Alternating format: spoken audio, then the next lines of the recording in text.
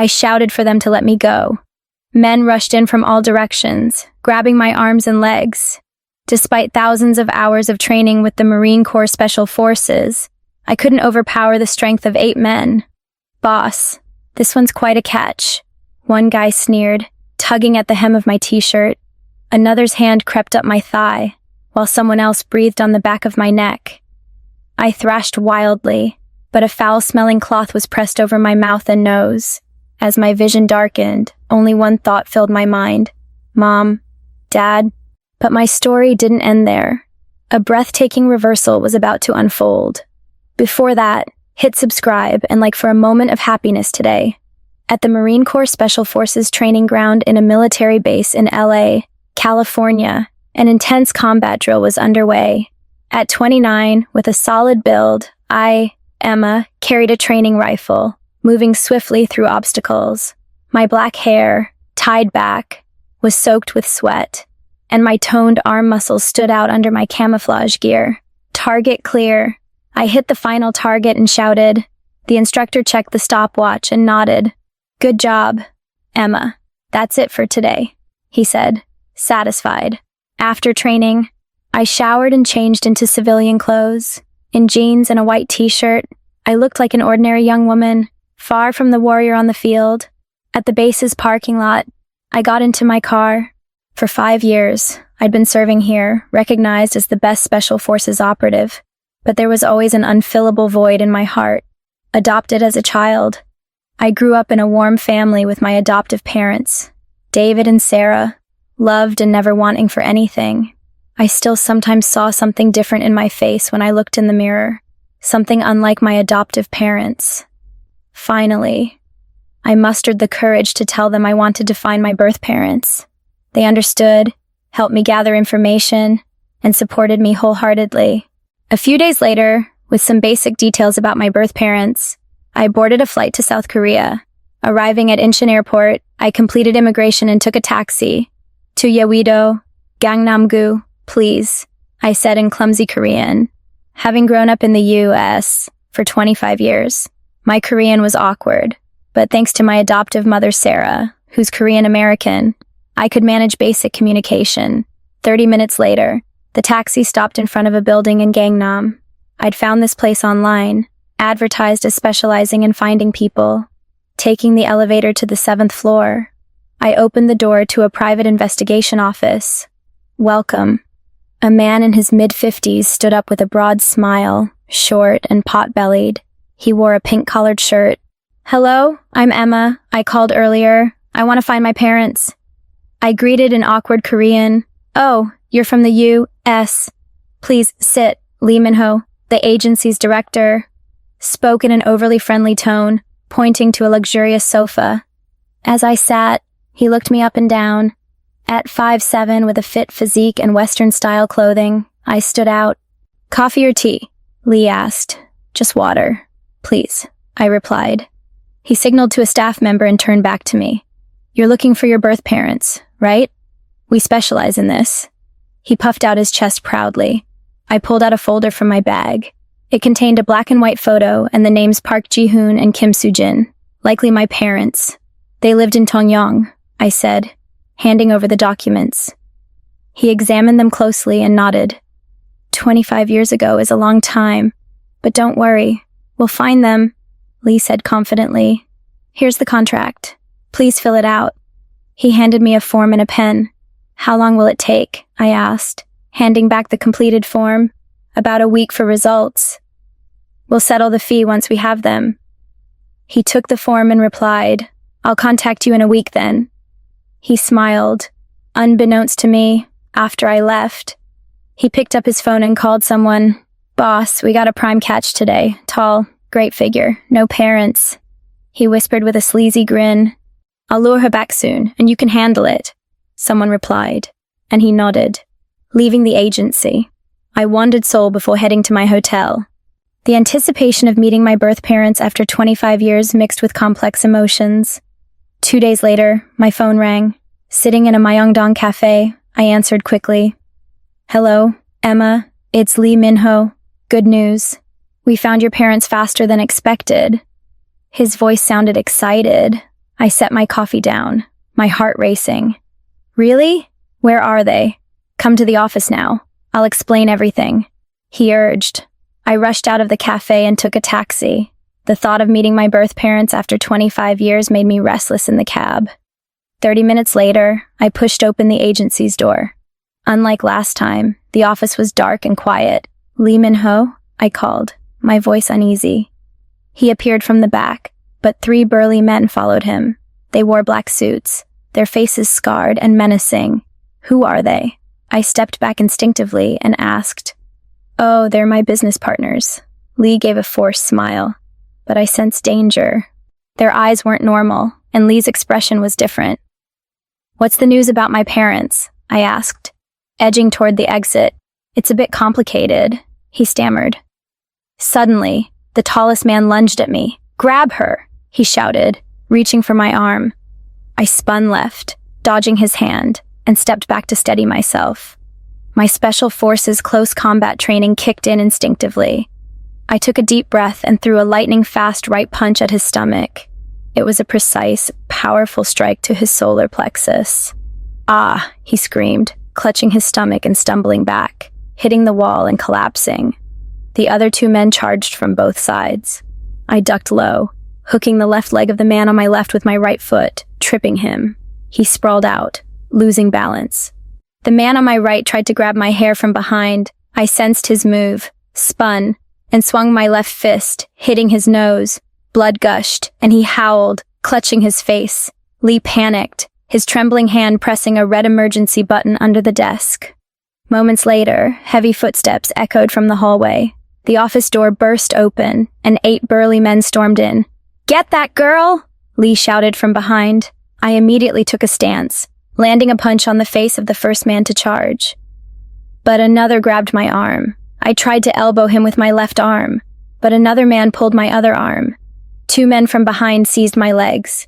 Let go, I yelled, thrashing desperately. 1 man wrapped his arms around my waist, another pressed my shoulders, pinning me down. I used every Special Forces technique to resist, but 8 men held my arms, legs, and torso, immobilizing me. What is this? I shouted, but a man from behind suddenly pressed a foul-smelling cloth over my nose and mouth. Ugh! I tried to hold my breath, but the sharp chemical smell filled my nose. No. My vision blurred. My limbs went limp, unable to resist. Seconds later, I lost consciousness, my arms hanging lifelessly. When I came to, the cold concrete floor brought me back. My head throbbed, my mouth dry, as I opened my eyes. I sat up quickly. 1 wrist was handcuffed to a gas pipe. Looking around, I was in a basement-like space. Where am I? I muttered, scanning the room. The walls were stained with dampness, and a tattered blanket lay in the corner. A small window was barred with iron. Suddenly, footsteps came from upstairs. A heavy door opened, and steps grew closer. Awake, huh? A menacing man appeared at the door, one of the thugs from the agency. Behind him was a woman in her mid-50s, with orange hair and heavy makeup, wearing gaudy clothes but looking exhausted. Why am I locked up here? I haven't done anything wrong. I stood and shouted, Wrong? Coming here was your mistake. He sneered. He turned to the woman. Mrs. Kim, keep an eye on her. Keep her quiet until the boss arrives. Got it, she nodded. As he went upstairs, only she and I remained. She squatted, resting her chin on her hand, and looked at me. New girl, huh? What did you do to get caught? Gambling debts? I saw hope in her. As a woman, maybe she'd understand my situation. Please, help me. I just came to Korea to find my parents. And now this, I pleaded earnestly. Looking for your parents? She suddenly seemed interested. Yes, I was adopted to the U.S. as a child. Please let me go, I begged. She eyed me curiously, coming all this way. But finding someone after decades isn't easy. You probably don't even know their names, she said mockingly. I know. My dad's name is Park Ji-hoon, my mom's Kim Soo-jin, I said. Her face paled, her breathing heavy. What? Kim Soo-jin? She asked in a trembling voice. Yes, Park Ji-hoon and Kim Soo-jin. Do you know them? I asked, hopeful, shocked. She sat down hard on the floor. Her hands shook, her face full of disbelief. When were you born? She barely managed to ask. March 15th, 1995. I answered. Her eyes reddened. I'm your mother, she confessed, her voice shaking. I froze. What? My mother? I asked, trembling. Yes, I'm the one who gave birth to you. Meeting like this. Kim Soo-jin muttered. Sitting there, I was overwhelmed with confusion. Meeting my birth mother after 25 years in such a horrific situation was unbelievable. Why are you here? I asked, panicked. She hesitated, then spoke. Because of your father, Park Ji-hoon, that gambling addict, racked up huge debts in my name, she said, her face full of resentment. I was shocked to hear about my father. How did you live in the U.S.? Did you have good parents? She asked curiously. Yes, my adoptive parents were wonderful. I grew up without wanting for anything, I replied. A strange glint crossed her eyes. So, you're probably well off, huh? She asked cautiously. Mom, I'll help you. Please stop doing this. I said earnestly. Really? You can help me? Her voice brightened suddenly. Of course. Let's get out of here together, I pleaded. She thought for a moment. Letting me go could mean retaliation from the organization, but my help to escape this life seemed worth it. All right, let's go. She stood up. She took a key from her waistband and unlocked my handcuffs. Follow me quietly. There's an emergency exit, she whispered, grabbing my hand. We crept up the stairs in the dark, mother and daughter, reunited after 25 years, embarked on an escape together. Kim Soo-jin led me to an emergency exit at the back of the building. Luckily, no one was guarding it, and we slipped out safely. Hurry, we need to get far from here, she urged me, heading to a taxi stand. We took a cab to a 24-hour Jimjilbang. It's safe here. They won't come looking here. She sighed in relief. In a quiet corner of the Jimjilbang's rest area, we finally talked properly. I started asking the questions I'd held for 25 years. Tell me more about what you said earlier. Why were you working there? Park Ji-hoon, that man, put debts in my name. Loan sharks came after me, demanding payment, but I had no money. She bowed her head, recounting the past. I ended up working for them. What did you do? I asked carefully. Human trafficking. I managed the girls they brought in, to pay off the debt. I had no choice.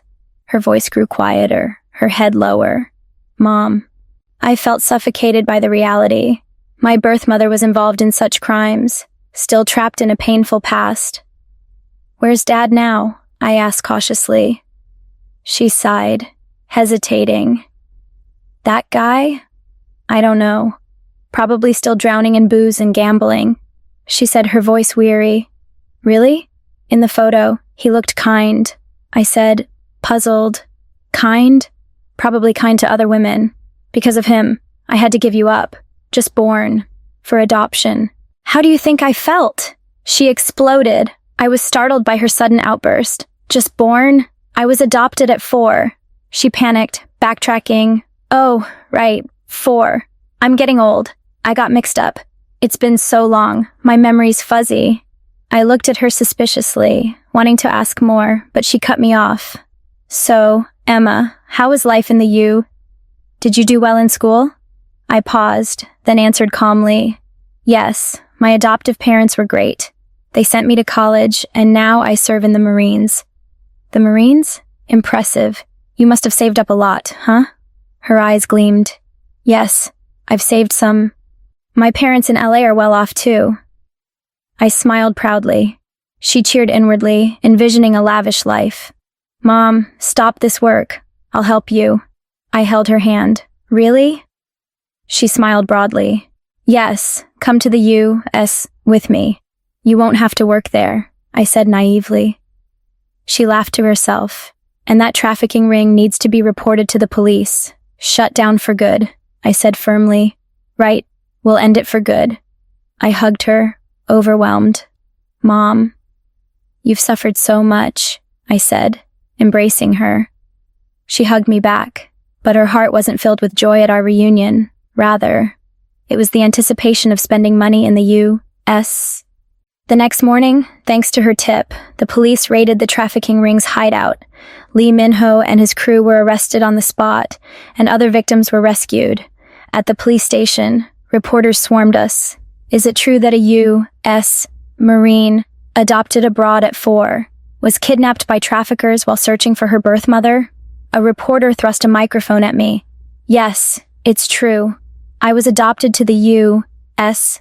25 years ago and came to Korea to find my birth parents, only to face this. I answered calmly.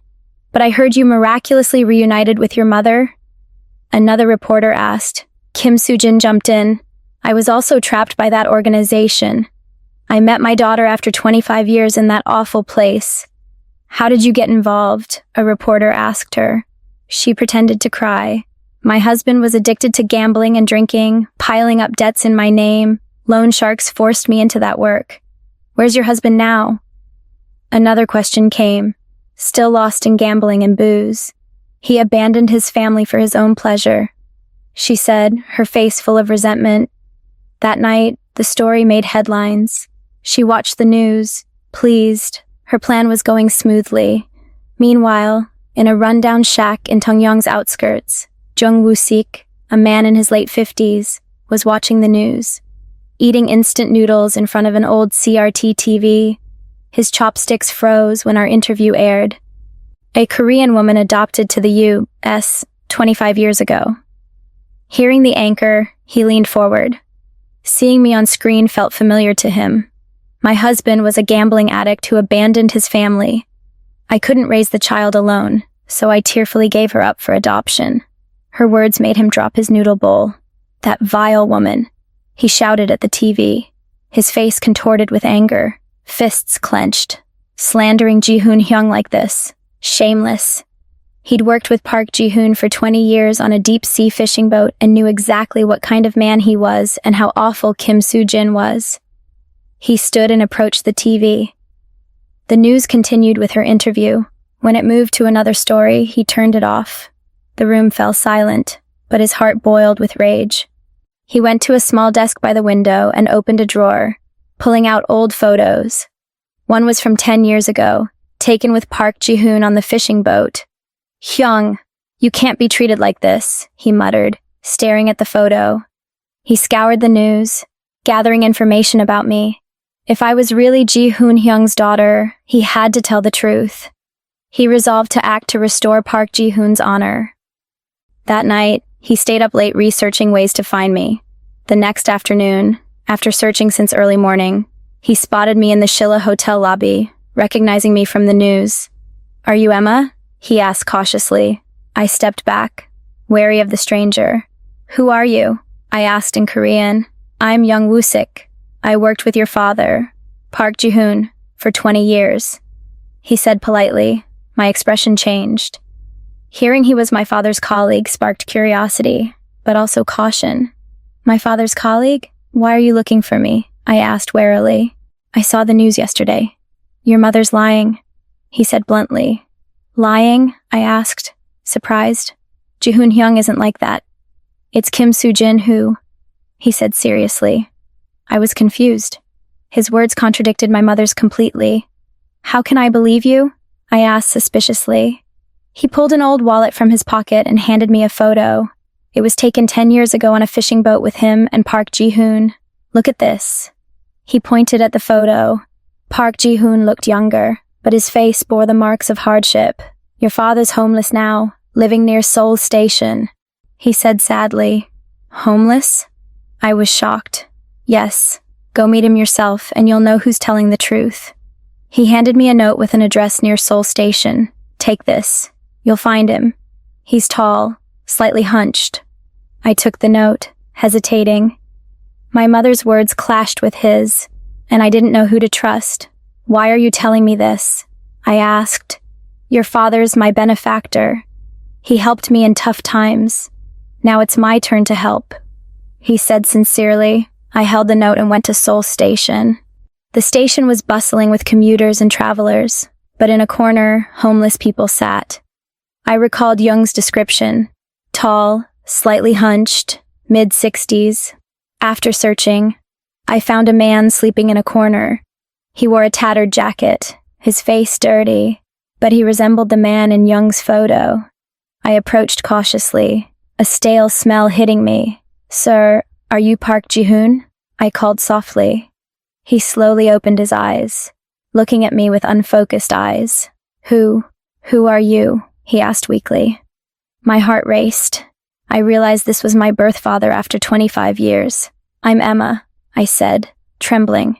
He jolted upright, as if waking fully. "What?" he stammered. "I'm Emma, your daughter, adopted to the U at 4. Before I finished, tears streamed down his face.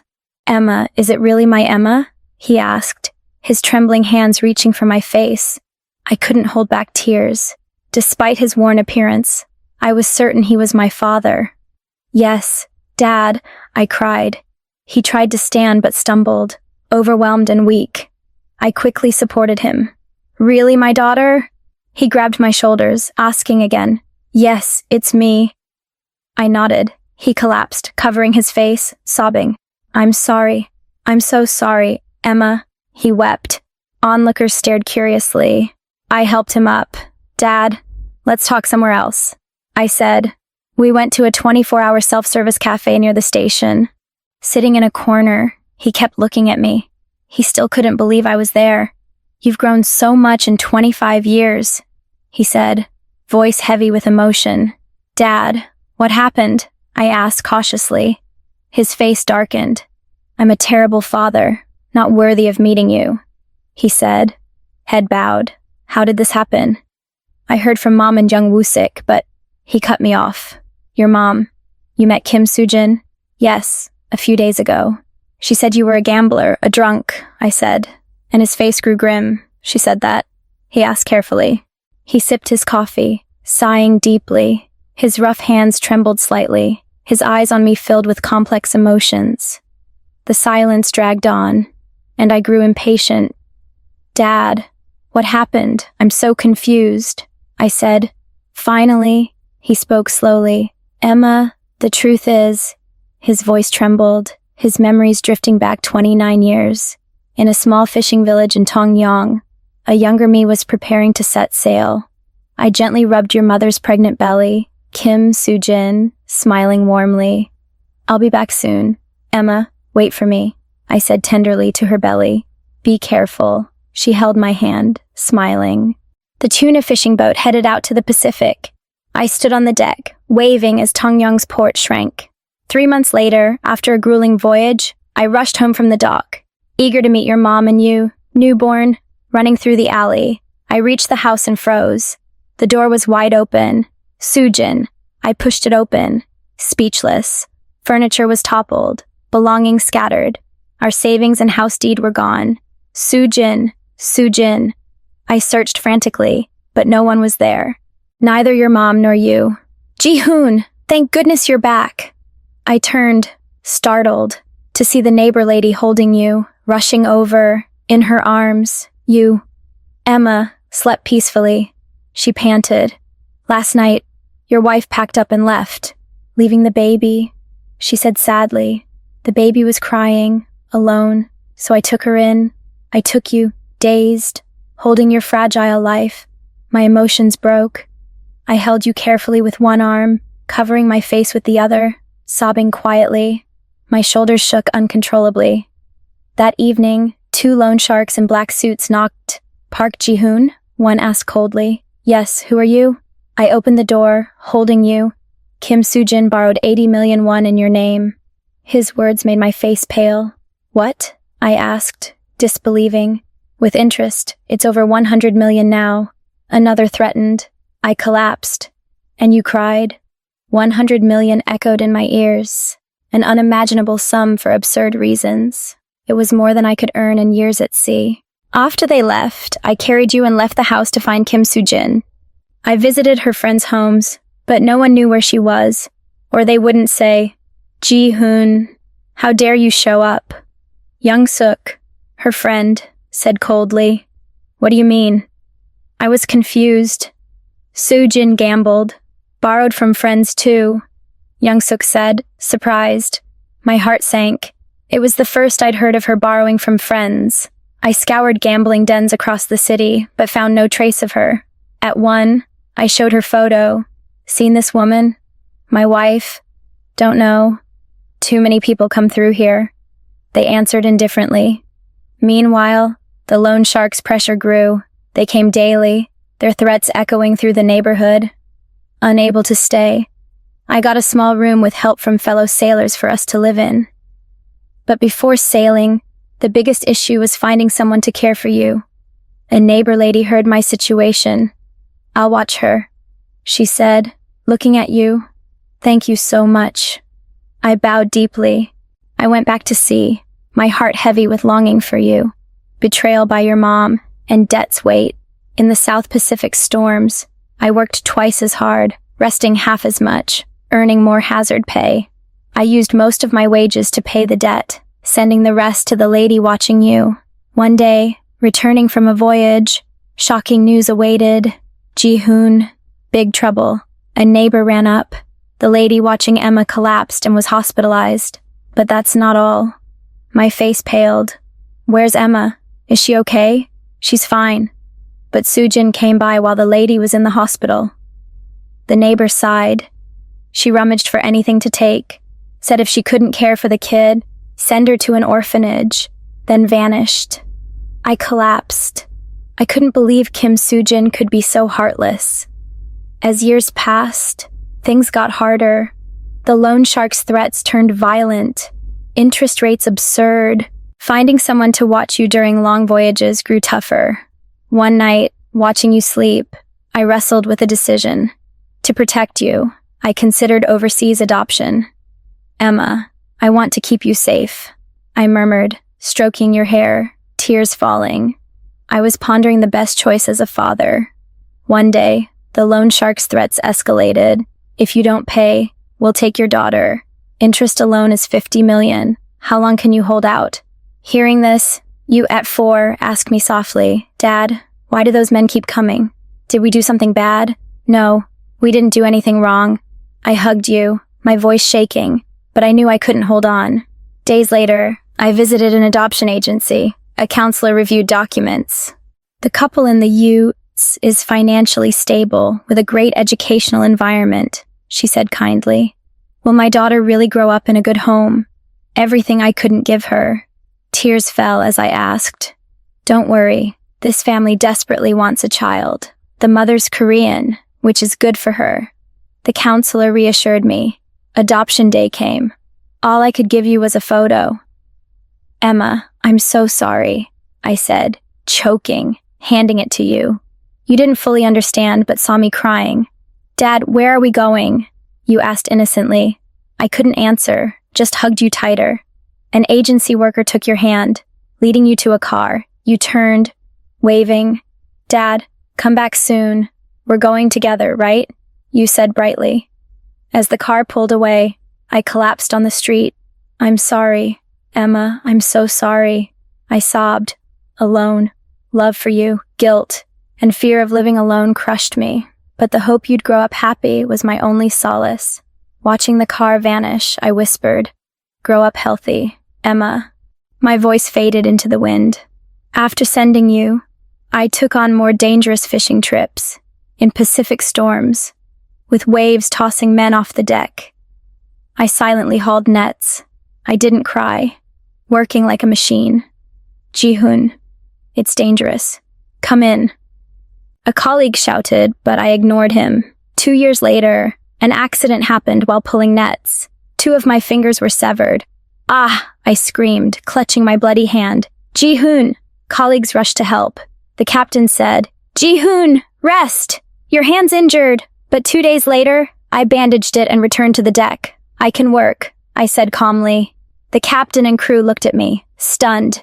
Years later, Jung Woo-sik, a colleague, approached me, desperate. Hyung, this month's pay isn't enough. What do I do? My wife needs surgery. 5 million won. Days later, I handed him an envelope. Use this, I said gruffly. Hyung, you're struggling too. This could pay your interest. He protested. We're brothers. Don't worry. Family comes first. I turned away. He watched me, moved to tears. Over the years, in my 50s, I drifted at sea, using most of my earnings to pay debts. Alone. I'd sometimes get drunk and mutter, "Emma, I'm sorry." Looking at your faded photo, I wondered how you were. How big are you now? Are you healthy? After 20 years, I went to the loan shark's office with my final payment. I'll pay the last of the interest. I placed the money on the table. They counted it and nodded. Okay, it's done. 20 years. The day I cleared the debt, I drank quietly. No celebration, no tears. My warlike life was over. But stopping felt foreign. Days later, I signed up for another voyage. The sea seemed to call me, so I packed and boarded. But as I stepped on, my legs buckled. Decades of grueling work had broken my body. Unable to sail, I stared at the sea, feeling only emptiness, not relief. What do I live for now? I muttered. For 20 years, I lived for you in the debt. But now my purpose was gone, body and soul shattered. I didn't know where to go. Too broken to sail. I left Tongyang for Seoul. I lived in a tiny room, working day labor jobs. But with missing fingers and a frail body, few hired me. At a construction site, a young supervisor said, "Sir, if you're unwell, find another job." "Let me work a bit more," I pleaded, to no avail. Day jobs grew scarce, and paying rent became impossible. One cold winter day, the landlord knocked. "Sir, you're late on rent again. Please, just a bit more time. I have a job tomorrow," I begged. "You're already a month behind. Pack and leave." He was cold.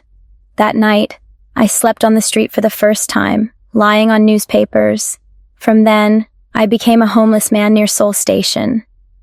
One day, young Woo-sik came looking for me. Our last contact was a brief message about being evicted, then nothing. He scoured Seoul Station, finally finding me among others. "Hyung, you're here," he said, relieved. I didn't look up, staring blankly. "Hyung, I'll help. Come back to Tongyang," he pleaded. I didn't answer, my eyes empty. "Hyung, say something. It's me, Woo-sik." He shook my shoulder. "I don't know what to live for," I mumbled weakly. "I sent my daughter away, paid the debt, nothing's left." "Hyung, you still have to live." He comforted. "No, there's no reason," I said.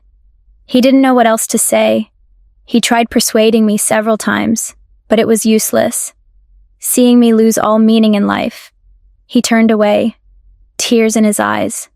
I cut ties with everyone. My only comfort was your faded photo in my wallet. Looking at it, hoping you were doing well in the U.S., was my routine. One rainy day, my wallet got soaked. I opened it frantically and despaired. Your photo, cherished for 25 years, was blurred beyond recognition. No. I held the ruined photo with trembling hands. Your face was gone. My last hope vanished. "Emma, I'm sorry. I couldn't even protect your face." I clutched the photo to my chest, losing all will to live. That's how I lived homeless for 5 years. His voice faded. "Dad." I couldn't speak, overwhelmed with confusion. My mother, Kim Soo-jin, told a completely different story. "Mom said something totally different," I said cautiously. "What did Soo-jin say?" he asked. I recounted everything she told me. He was silent. He realized how his daughter saw him after 25 years. "Emma, you don't know who's telling the truth, do you?" He said, understandingly. "Yes, I'm honestly not sure," I replied, confused. I studied his face. Maybe Mom was right. He's a gambler living homeless. But his eyes felt sincere. "Emma, I understand if you don't trust me." His voice was full of self-blame. My heart was tangled. "Dad, I need time to think." I stood up. "Okay, take your time. I'm not going anywhere." He looked at me. "I'll talk to Mom again," I said, slinging my bag. "All right. Come back anytime you want to see me. Thanks for finding me." "My daughter," he said as I left the cafe, sighing. On my way back to the hotel, my phone rang. It was young Woo-sik. Hello? I answered. Emma, it's Young. Did you meet your dad? He asked, concerned. Yes. I'm just coming from there, I replied. How was it? Shocking, right? Really confusing. Mom and Dad's stories are completely different. I confessed. He thought for a moment. Go to the adoption agency and check the records. See who was listed as the guardian, who signed the adoption papers. You'll know the truth. His words hit me. Right. Why didn't I think of that? I said quickly. It's not too late. Verify the truth. He encouraged. I went straight to the International Adoption Agency. At the counter, I explained and requested the records. Can I see the files from back then? Show me your ID. If we verify your identity, you can view them. The staff said kindly. Soon, they handed me copies of the records. I took them with trembling hands. They detailed my adoption 25 years ago. Checking the guardian section, I was shocked. Park Ji-hoon's name was clear, with his signature. The adoption consent form had only his signature. No Kim Soo-jin. That's strange. My mother's name isn't here, I muttered. The staff explained. The notes say your mother was missing. Missing? I asked, surprised. Their words revealed the truth. I recalled meeting Kim Soo-jin. Kind to other women, maybe. Because of him, I had to give you up, just born, for adoption. How do you think I felt? She'd mixed up my adoption age, and now it made sense. She said she held me during the adoption, but that was a lie. I rushed to Seoul Station. I knew who was telling the truth. Running through the concourse, I spotted Park Ji-hoon sitting alone in a corner. Dad, I called, panting. Emma, back so soon? He stood, surprised. I ran to him, hugging him tightly. Dad, I'm sorry for doubting you. Emma, what's wrong? He was startled but overjoyed by my embrace. No, I was wrong. You told the truth, and I doubted you. I cried. I told him everything I found at the agency. I sobbed in his arms. Meeting my daughter after 25 years. What else matters? He held me, crying, suffering alone all those years, losing fingers, while I lived happily in the U.S. I blame myself. No, I was happy knowing you were. That's enough for me. He looked at me. No, Dad, I cried, tears streaking my face. Why did I send you away? So you could grow up happy. He smiled. I cried harder. I grabbed his hand. Dad, come to the U.S. with me. Let's live together. I smiled brightly. The U.S.? He asked, surprised. I told my adoptive parents if I found my birth parents, I'd want us to live together. They agreed. My words moved him. Can I really go? He asked cautiously. Of course. We're family. I held his arm. But I don't speak English. He worried. It's fine. My adoptive mom is Korean American and speaks Korean. I reassured him. It felt like a dream to him. My daughter, thank you. He hugged me tightly. In the middle of Seoul Station, we had a true reunion after 25 years. I decided to confront Kim Soo-jin. I wanted to challenge her lies and slander against my father, going to the address she'd given. I arrived at an old multi-family house, but 2 police cars were parked out front. What's happening? I muttered, approaching. 2 officers led her out, her wrists cuffed. Why are you arresting me? She shouted, struggling. I asked an officer, what's going on? A warrant for human trafficking. Kim Soo-jin wasn't just a victim. Evidence shows she actively participated. The officer explained. Emma, help me, she yelled at me. I approached her. Mom, I know the whole truth. What? What truth? She asked, panicked. I checked the adoption agency. You weren't there 25 years ago. Dad handled everything alone. My words made her pale, and the gambling story was a lie. You gambled, made debts, and abandoned us, I said calmly. I know Dad suffered his whole life at sea to pay them off. She started to make excuses. I know he worked himself to death for it. I continued. She couldn't deny it. Her lies were exposed. She suddenly shouted, It's because Park Ji-hoon couldn't earn money. Mom, I looked at her, disappointed. Don't you know how hard it is to raise a kid alone? That's why I left. She gave absurd excuses. Then why make Dad the bad guy? Why lie? I asked. It's not a lie. I'm the victim. She insisted. Take me to the U.S. I want a luxurious life too. Her true motives showed. I saw her for who she was. Not motherly love, just greed for money. Are you really my mother? I asked, disappointed. Of course, I gave birth to you, she shouted. The officers pulled her to the police car. Emma, I saved you. How can you abandon me? She yelled selfishly. I looked at her, deeply disappointed. The mother I'd longed for 25 years was like this. The car drove off with her. I watched, my emotions tangled. It's really over, I muttered. But I was relieved to know my father's true love. Meeting her showed me who my real family was. Days later, a TV station requested another interview. Her arrest made headlines, prompting follow-up coverage. I decided to go on air to set the truth straight. In the studio, I sat with Dad and young Woo-sik, facing the reporter. I heard new facts emerged since the last interview. The reporter asked, Yes, my mother, no. Kim Soo-jin's words were all lies. I answered calmly.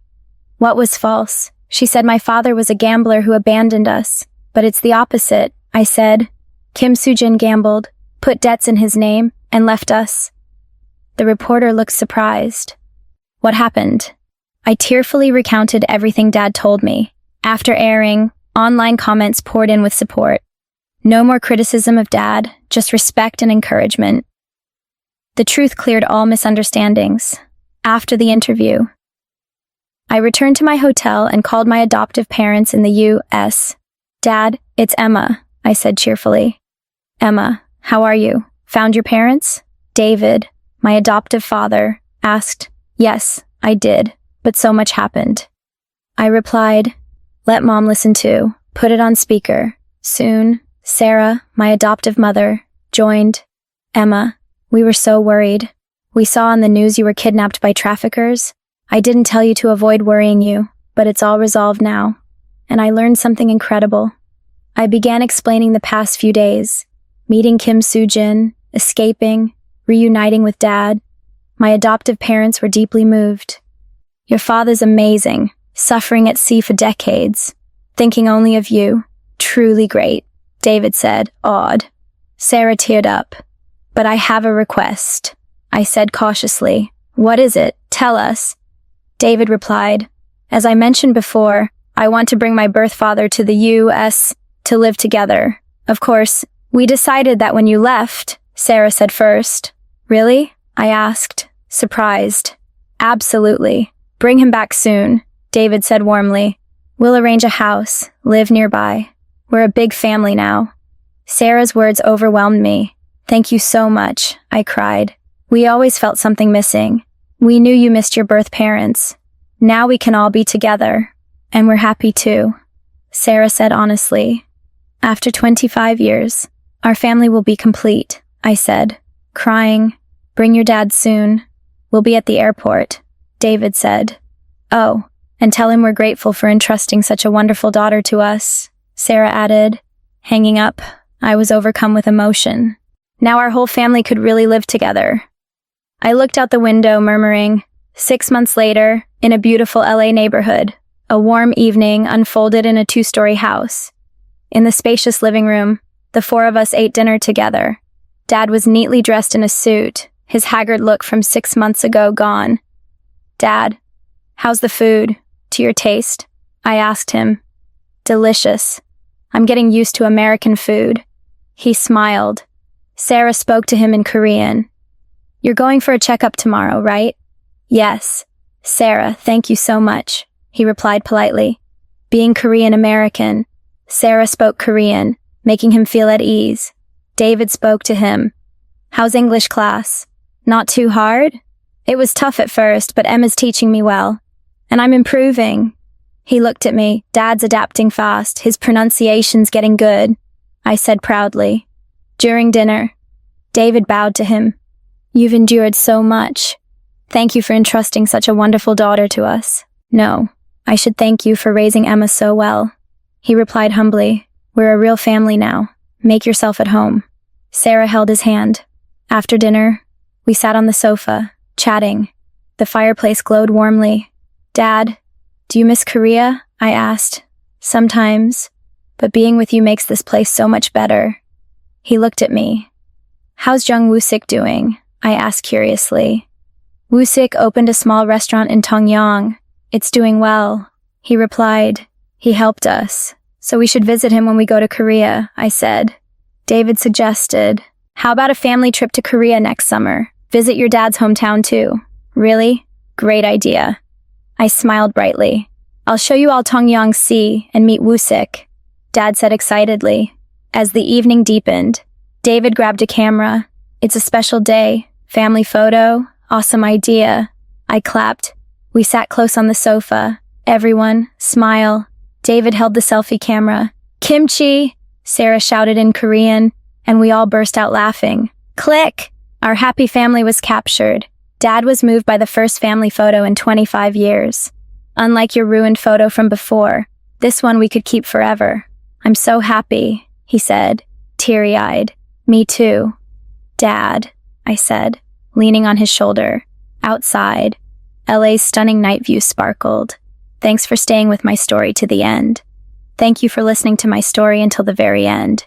Your support means the world to me, and I hope this tale of reunion and truth touched your heart. Stay tuned for more stories, and may your days be filled with love and hope.